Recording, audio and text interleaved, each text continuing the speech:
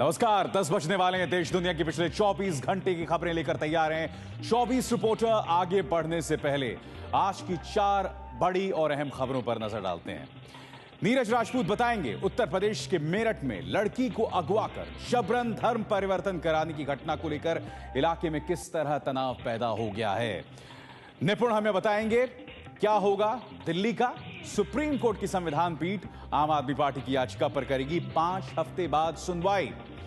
उमेश कुमावत बताएंगे मान गए नारायण राणे अब नहीं छोड़ेंगे कांग्रेस। महाराष्ट्र के मंत्री पद से इस्तीफा भी वापस ले लिया है।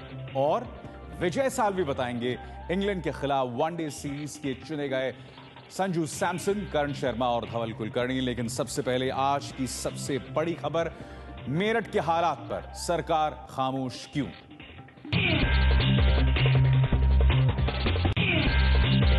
उत्तर प्रदेश के मेरठ में एक लड़की को अगवा कर जबरन उसका धर्म परिवर्तन कराने को लेकर इलाके में तनाव पैदा हो गया है। घटना को लेकर लोगों ने आज जमकर हंगामा किया। इस मामले में पुलिस के कामकाज से नाराज लोगों ने जमकर हंगामा किया। हालांकि पुलिस ने 3 आरोपियों को गिरफ्तार कर लिया है, फिर भी इस घटना को लेकर इलाके के लोगों ने आज थाने पर जमकर हंगामा किया। मामला मेरठ के थाना खरकोदा का है। यहाँ की एक लड़की का आरोप है कि गांव के ही 2 लोगों ने उसे मदरसे में टीचर की नौकरी दिलाने का झांसा देकर अगवा कर लिया था। उसे हापुड़, गढ़ और मुजफ्फरनगर के मदरसे में बंधक बनाकर रखा गया और इस दौरान उसका गैंगरेप भी हुआ। 23 जुलाई को गायब हुई लड़की 2 अगस्त को घर वापस लौटी थी। 8 महीने तक मैंने वहाँ पर टीचिंग की थी। उसके बाद में 23 तारीख को वो लेके गए थे हम लोग, पहले हापुड़ रही, उसके बाद में वो कहीं और ले गए थे, किसी और अपने ससुराल मदरसे वाले कहीं और। इलाके में तनाव को लेकर सुरक्षा कड़ी कर दी गई है। मेरठ में एक लड़की को अगवा कर जबरन धर्म परिवर्तन कराने के मामले में पुलिस ने किया है बड़ा खुलासा। पुलिस का कहना है कि लड़की का 23 जुलाई को एबॉर्शन कराया गया था। 29 जून को इनके साथ बलात्कार हुई है। 3 जुलाई से जो है इनका ब्लीडिंग होनी शुरू हुई। 8 जुलाई से इनका ब्लीडिंग ज़्यादा होने लगी तो फिर ये ऑफिस को ये बात कही है, इनके द्वारा कही गई है। ऑफिस ने कहा दवा वगैरह दिलाया था इनको और लोकल दवा से जो है वो ठीक नहीं हो पाई। फिर इसके बाद इनका 23 जुलाई को इनका मुजफ्फरनगर किसी प्राइवेट हॉस्पिटल में इनका ऑपरेशन कराया था। पीड़ित ने आरोप लगाया है कि उसके साथ 29 जून को गैंगरेप हुआ था। पुलिस इस मामले में मुख्य आरोपी सनाउल्लाह की तलाश कर रही है। मेरठ से लड़की को अगवा कर उसके साथ गैंगरेप और धर्म परिवर्तन के इस मामले ने अब राजनीतिक रंग पकड़ लिया है। मेरठ से जो बीजेपी के सांसद हैं राजेंद्र अग्रवाल, उन्होंने इस पूरे मसले की सीबीआई जांच की मांग की है। इस मामले में जो प्रदेश सरकार का रवैया अब तक का रहा है, उससे ऐसा लगता है कि वो गंभीरता से विषय को नहीं ले रही है। वो अभी भी हम पर आरोप लगा रही है, हमको क्रिमिनलाइज कर रहे हैं। हम क्रिमिनलाइज नहीं कर रहे हैं, हम केवल ये कह रहे हैं कि जो दोषी हैं उनके खिलाफ कार्रवाई की जानी चाहिए। प्रशासनिक शक्ति का अभाव, निष्पक्षता से काम करने की प्रशासन की मंशा नहीं, ये 2 बड़े कारण हैं जो छोटी छोटी घटना भी बड़ा रूप ले रही हैं। कि इसमें धर्मांतरण पहलू है, लेकिन धर्मांतरण की आड़ में लविंग जिहाद भी इसमें साथ साथ शामिल है। शिवसेना के पार्टी प्रवक्ता संजय राउत ने घटना की निंदा करते हुए कहा कि शिवसेना इस मसले को संसद में भी उठाएगी। और क्या हो सकता है उत्तर प्रदेश में, ऐसे विषय को हम पार्लियामेंट में उठाएंगे। आज हम उठाने जा रहे हैं। समाजवादी पार्टी ने सफाई देते हुए कहा कि मामले की जांच चल रही है और दोषियों को बख्शा नहीं जाएगा। समाजवादी पार्टी ने बीजेपी पर पूरे मसले को सांप्रदायिक रंग देने का आरोप भी लगाया। दिल्ली विधानसभा भंग करने की मांग करने वाली आम आदमी पार्टी की याचिका पर सुप्रीम कोर्ट की संविधान पीठ में अगली सुनवाई अब 5 हफ्ते बाद होगी। सुप्रीम कोर्ट में आज इस मामले की सुनवाई के दौरान कोर्ट ने उम्मीद जताई कि इन 5 हफ्तों के दौरान इस मुद्दे पर सरकार फैसला ले लेगी। दिल्ली में चुनाव कराने को लेकर सुप्रीम कोर्ट ने केंद्र सरकार से सवाल भी पूछे हैं। सुप्रीम कोर्ट ने पूछा है कि सरकार बनाने के लिए अब तक क्या किया गया है और आखिर कब तक घर पर बैठे रहेंगे विधायक। दिल्ली में जल्द विधानसभा चुनाव कराने की मांग के साथ आम आदमी पार्टी ने सुप्रीम कोर्ट में याचिका दायर की है। दिल्ली में सरकार बनाने को लेकर आम आदमी पार्टी ने फिर सवाल उठाया है। आम आदमी पार्टी ने पूछा है कि बीजेपी आखिर किस आधार पर दिल्ली में सरकार बनाएगी। आज क्या कारण है कि दिल्ली की विधानसभा भंग नहीं की जा रही। 29 विधायक थे, जब उनके पास 32 थे तब तो उन्होंने कहा कि हम सरकार नहीं बना पाएंगे, हमारे पास नंबर्स नहीं है। अब तो उनके पास कम है। हम लिख के कह चुके हैं, कांग्रेस कह रही है, बीजेपी के भी लोग बार बार कह रहे हैं हम चुनाव के लिए तैयार हैं, तो भंग कर दें विधानसभा। भंग क्यों नहीं हो रही? दिल्ली में सरकार बनने को लेकर सस्पेंस केजरीवाल की सरकार गिरने के बाद से ही जारी है।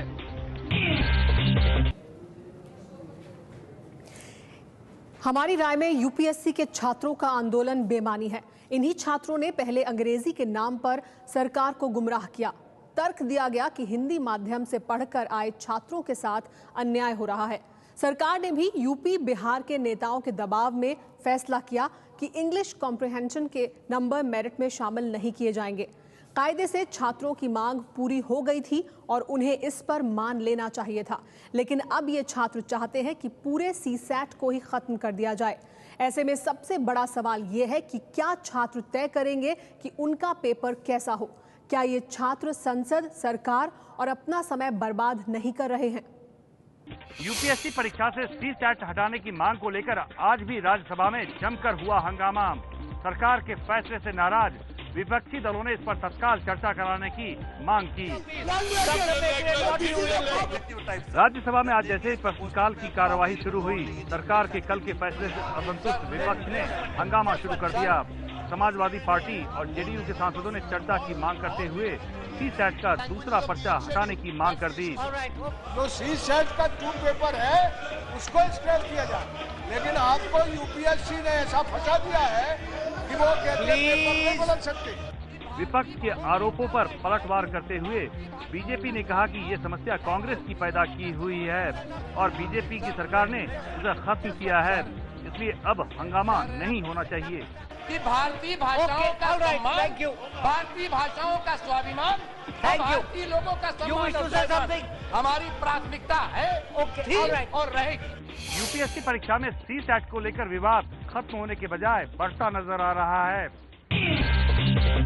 यूपीएससी परीक्षा से सीसैट न हटाने पर विपक्ष और छात्रों के तमाम विरोध के बावजूद सरकार अपने फैसले से पीछे हटने को तैयार नहीं है। सीसैट को लेकर चल रहे हंगामे पर कार्मिक राज्य मंत्री जितेंद्र सिंह ने कल संसद में बयान दिया था कि सीसैट का पर्चा वापस तो नहीं लिया जाएगा, लेकिन अंग्रेजी के 20 नंबर मेरिट में नहीं जुड़ेंगे।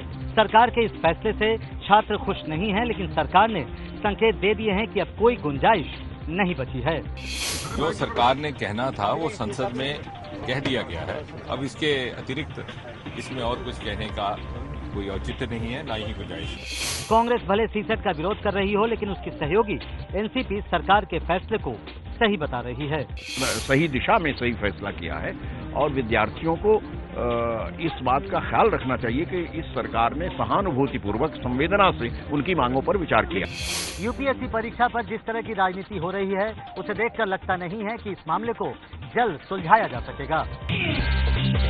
यूपीएससी की परीक्षा में से सीसैट को हटाए जाने का विरोध लगातार वो यूपीएससी के परीक्षार्थी कर रहे हैं। यहाँ पर मेरे साथ जंतर मंतर पर छात्र मौजूद हैं, इनसे बात करते हैं। ये जो डिसीजन हुआ हमारे पर इसका नकारात्मक प्रभाव पड़ेगा और मुझे लगता है कि ये जो डिसीजन गवर्नमेंट ने दिया है ये एक तरह से साजिश है हमारे मुद्दे को, हमारा जो मूवमेंट को भटकाने के लिए। सरकार जब गंभीरतापूर्वक संवेदनशीलता के साथ दूरदर्शी होकर इस पे विचार करेगी तो जल्दी समाधान निकलेगा और हमारी लड़ाई तब तक जारी रहेगी जब तक सीसैट नहीं हट जाता है। यानी कुल मिलाकर यहाँ जंतर मंतर पर जितने छात्र परीक्षार्थी जो यूपीएससी की तैयारी करें, इनका साफ तौर पर कहना है कि सीसैट को पूरी तरीके से हटा दिया जाए। साथ ही साथ अगर सरकार जल्द ही ऐसा फैसला नहीं लेगी तो इनका आंदोलन जो चल रहा है वो लगातार चलता रहेगा। 4 साल बाद मुलायम सिंह यादव के साथ मंच पर दिखे समाजवादी पार्टी से निकाले गए अमर सिंह। मंच से भाषण देते हुए अमर सिंह ने खुद को मुलायमवादी बताया। लखनऊ में जाने माने समाजवादी दिवंगत नेता जनेश्वर मिश्र के पार्क के उद्घाटन के मौके पर समाजवादी पार्टी के तमाम नेताओं के साथ मंच पर साथ दिखे अमर सिंह। सच बताओ, क्या तुम समाजवादी हो? मैंने कहा नहीं जनेश्वर जी, आपकी परिभाषा से और संघर्षों के इस मानव और मापदंड के अनुसार समाजवादी तो कतई नहीं। हंस के कहने लगे लोग, मिठाई खाओ, तुम क्या? मैंने कहा मैं मुलायमवादी। अमर सिंह फिलहाल चौधरी अजीत सिंह की पार्टी आरएलडी में। वो आरएलडी की टिकट पर ही फतेहपुर सीकरी से पिछला लोकसभा चुनाव हार चुके हैं। यूपी के शहरी विकास मंत्री आजम खान एक बार फिर नाराज हो गए हैं। खबर है कि वक्फ बोर्ड का चुनाव रद्द किए जाने से आजम नाराज हैं। आज लखनऊ में पार्टी से निकाले गए अमर सिंह तो मुलायम और अखिलेश के साथ नजर आए, लेकिन अखिलेश सरकार के बड़े मंत्री आजम खान गायब रहे। बताया जा रहा है कि वक्फ बोर्ड के चुनाव रद्द होने के मुद्दे पर आजम, मुलायम और अखिलेश दोनों से नाराज हैं। कहा यह भी जा रहा है कि नाराजगी के कारण ही मुख्यमंत्री निवास में हुए उर्दू अकादमी के कार्यक्रम में भी आजम खान शामिल नहीं हुए थे। दरअसल शिया धर्मगुरु मौलाना कल्बे जव्वाद ने रविवार को मुलायम सिंह से मुलाकात की थी, जिसके बाद यूपी सरकार ने सोमवार को शिया वक्फ बोर्ड के चुनाव रद्द करने के आदेश दे दिए थे। बताया जा रहा है कि आजम सरकार के इसी फैसले से नाराज हैं। मुझे जाना चाहिए था आज के कार्यक्रम में और मुझे उसमें न जाने का अफसोस है। आज के जब आप प्रोग्राम में नहीं गए तो उसकी वजह क्या अमर सिंह भी है क्या? नहीं, मैंने आपसे कहा ना कि मुझे जाना चाहिए था, मैं नहीं गया, उसका मुझे अफसोस है। तो क्या अमर सिंह और मुलायम सिंह की फिर से दोस्ती हो गई है? क्या दूरियां एक तरह से कम हो गई हैं? ये राजनीति है, कभी कुछ भी हो सकता है। बहरहाल आगे बढ़ेंगे और राजनीति की ही खबरों को लेकर एक और बड़ी खबर, कांग्रेस को मिली है एक बड़ी राहत। महाराष्ट्र में कांग्रेस के दिग्गज नेता नारायण राणे मान गए हैं अब वो पार्टी नहीं छोड़ेंगे।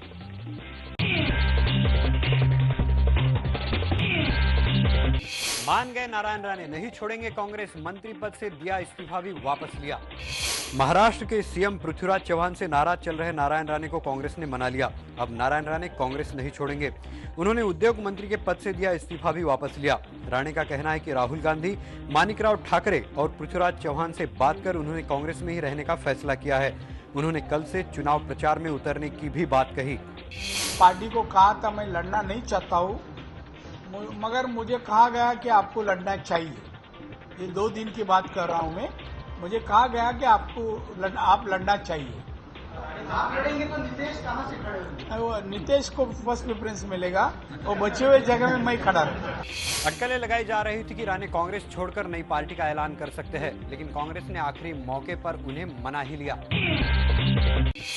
हरियाणा में कांग्रेस को एक बहुत बड़ा झटका। कांग्रेस छोड़ेंगे कद्दावर नेता अवतार सिंह भड़ाना, आईएनएलडी में हो सकते हैं शामिल। कांग्रेस के टिकट पर 4 बार फरीदाबाद से सांसद रहे अवतार सिंह भड़ाना पार्टी छोड़ने की तैयारी में हैं। भड़ाना जल्द ही पार्टी छोड़ने का औपचारिक ऐलान कर सकते हैं। भड़ाना हरियाणा के मुख्यमंत्री भूपेंद्र सिंह हुड्डा से नाराज चल रहे हैं। भड़ाना मुख्यमंत्री हुड्डा पर विकास के कामों में भेदभाव का आरोप लगा चुके हैं। भड़ाना कुमारी शैलजा, वीरेंद्र सिंह और अजय यादव के बाद हुड्डा के खिलाफ मोर्चा खोलने वाले चौथे बड़े नेता हैं। भड़ाना ने पिछली बार हरियाणा के फरीदाबाद से लोकसभा का चुनाव जीता था, लेकिन इस बार वो बीजेपी के कृष्णपाल सिंह गुर्जर के हाथों हार गए थे। नेशनल हेराल्ड केस में कपिल सिब्बल ने किया सोनिया गांधी और राहुल गांधी का बचाव। कहा निचली अदालत का इस केस को सुनवाई के लिए स्वीकार करना ही गलत था।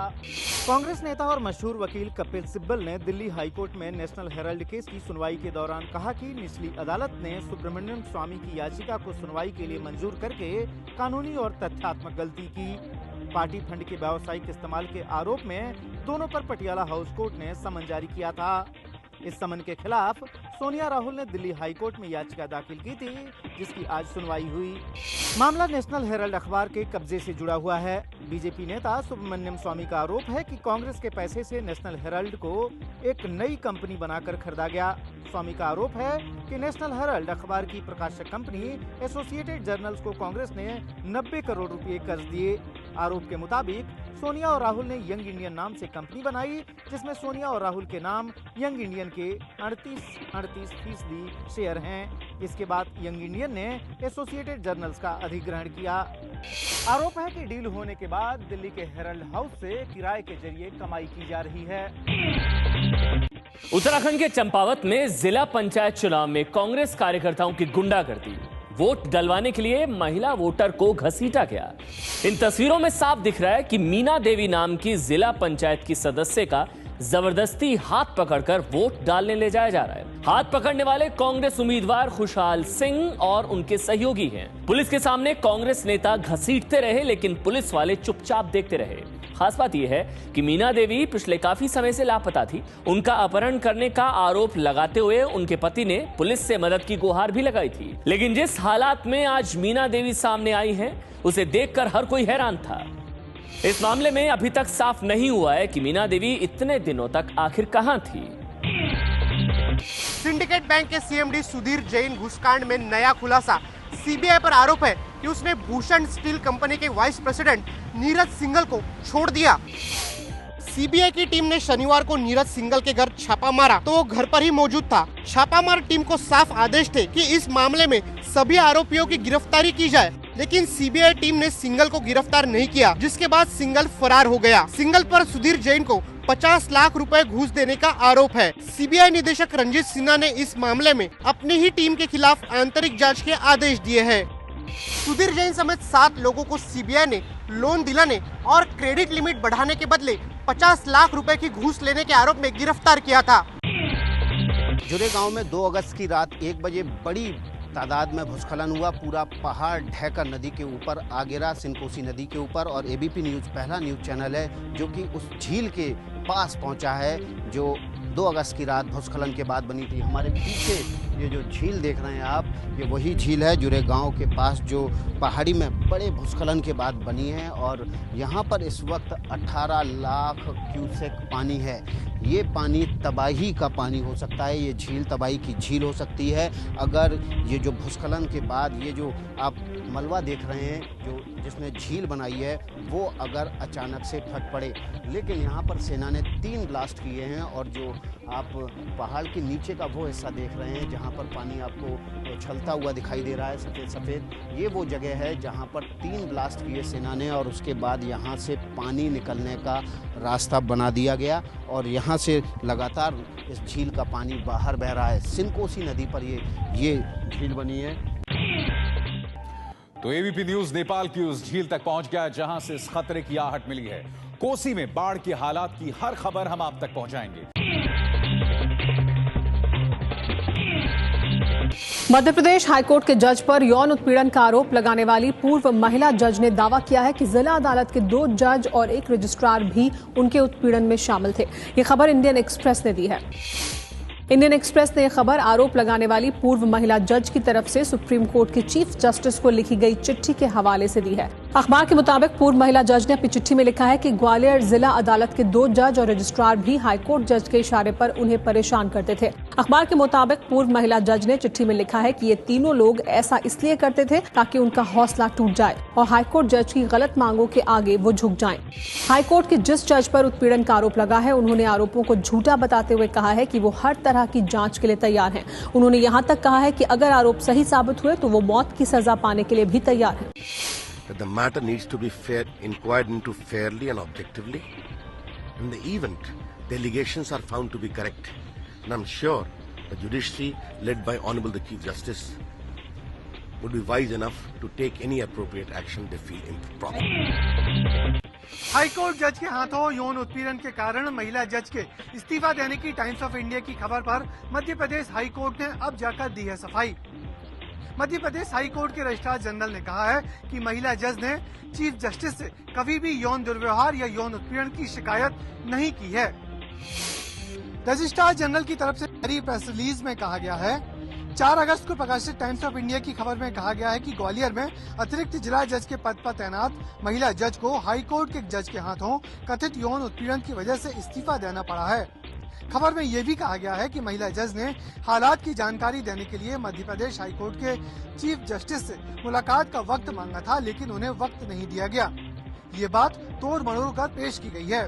सच ये है कि महिला जज ने जब चीफ जस्टिस के प्रिंसिपल प्राइवेट सेक्रेटरी को फोन करके मुलाकात का वक्त मांगा था तब वो इस्तीफा दे चुकी थी और उसे जरूरी कार्रवाई के लिए राज्य सरकार को भेजा जा चुका था। इन हालात में प्रिंसिपल प्राइवेट सेक्रेटरी ने उन्हें एक औपचारिक अर्जी देने को कहा था जो उन्होंने अब तक नहीं दी है। मुंबई में आईपीएस अधिकारी सुनील पारस्कर पर लगे रेप के आरोप के मामले में आया है एक नया मोड़। रेप का आरोप लगाने वाली मॉडल के पहले वकील ने दावा किया है कि मॉडल द्वारा लगाए गए सभी आरोप झूठे हैं। रिजवान सिद्दीकी के पास मॉडल की बातचीत का उस वक्त का टेप भी है जब वो पहली बार उनके पास आई थी। तब मॉडल ने रेप का जिक्र तक नहीं किया था। 3 महीने में मेरी क्लाइंट ने मुझे कभी नहीं बताया मोलेस्टेशन के बारे में, रेप के बारे में। अचानक 3 महीने के बाद में मोलेस्टेशन और रेप का चार्ज निकला। बुनियाद तो मुझे पता थी केस की कि पब्लिसिटी के लिए हो रहा है, बिग बॉस में घुसने के लिए हो रहा है। वकील रिजवान सिद्दीकी ने दावा किया है कि रेप का आरोप लगाने वाली मॉडल सुनील पारस्कर के परिवार को भी जानती थी और पारस्कर की पत्नी और बेटे के साथ डिनर पर भी जा चुकी है। दिल्ली में ई रिक्शा पर रोक हटाने से हाईकोर्ट का इनकार। शुक्रवार को होगी अगली सुनवाई। दिल्ली हाईकोर्ट ने कहा है कि वो ई रिक्शा के खिलाफ नहीं है, लेकिन इसके लिए नियम कानून होने जरूरी हैं। इस मामले में आज सरकार की ओर से कहा गया कि इसको लेकर काम जारी है और पूरी बात कोर्ट के सामने रखने के लिए कुछ वक्त दिया जाए। दिल्ली में अवैध तरीके से चल रहे ई रिक्शा पर पिछले हफ्ते हाई कोर्ट ने रोक लगाई थी। देश का शेयर बाजार आज दूसरे दिन भी बढ़त के साथ बंद हुआ। हालांकि दिन में कारोबार के दौरान भारी उथल-पुथल देखने को मिली।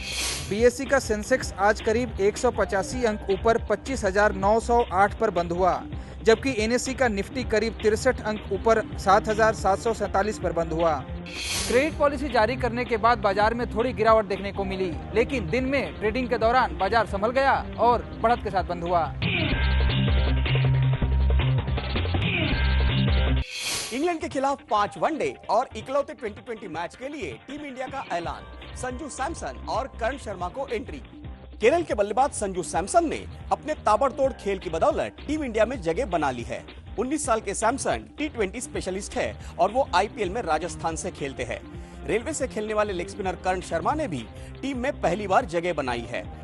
शिखर धवन, रोहित शर्मा, संजू सैमसन, विराट कोहली, सुरेश रैना, रविंद्र जडेजा, महेंद्र सिंह धोनी, आर अश्विन, मोहित शर्मा, उमेश यादव, मोहम्मद शमी, भुवनेश्वर कुमार, स्टुअर्ट बिनी, अजिंक्य रहाणे, अंबाती रायडू, धवल कुलकर्णी और कर्ण शर्मा। भारत और इंग्लैंड के बीच वनडे सीरीज 25 अगस्त से शुरू होगी।